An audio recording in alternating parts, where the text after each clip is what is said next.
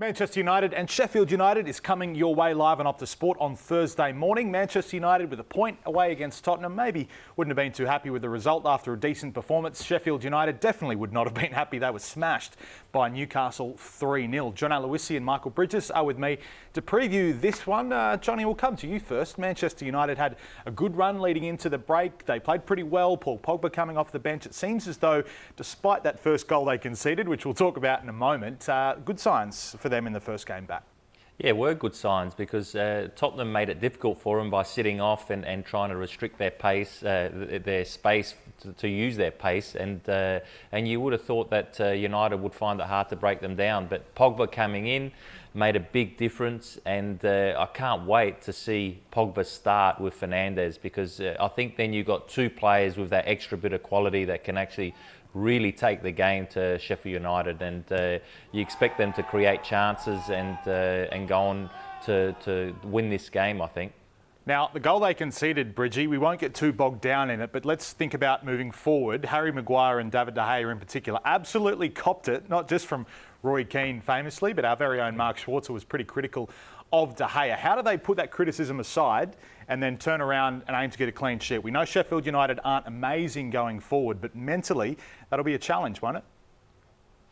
I think Harry Maguire can handle that, Rich. I think he will have looked at that error, and next time whether the ball and player go past him at the same time, he's going to take one of them out. That's what he's got to learn. You can't let both go past you. He did look like a mannequin, and he did come in for some criticism, but he has been outstanding, I thought, in certain matches for United. When he came in, it was a big transfer. However, De Gea in goal has just made comical error after error.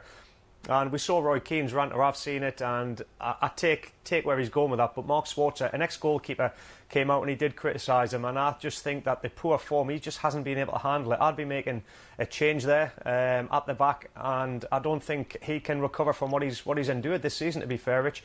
Man United have got to do something about it in goal, because it's a critical place, and there has been talk that other teams have been looking at him, so that would be one thing I think that Ollie will be looking at in the summer, well, not the summer now, the end of the season, to get rid of.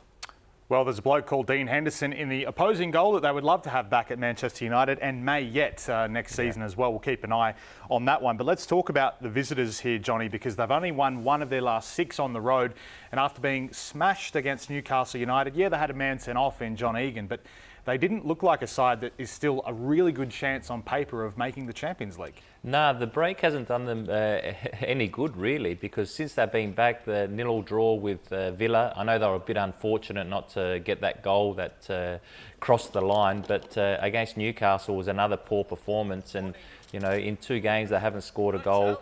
Normally they can count on their defence actually not leaking goals, but against Newcastle they were poor defensively, and they won't be happy with that, because you know, their defensive record's been really, really good up until now. So if they want to make Europe, they need to start picking up points, and this is a game that I think they're going to find it very difficult to pick up points.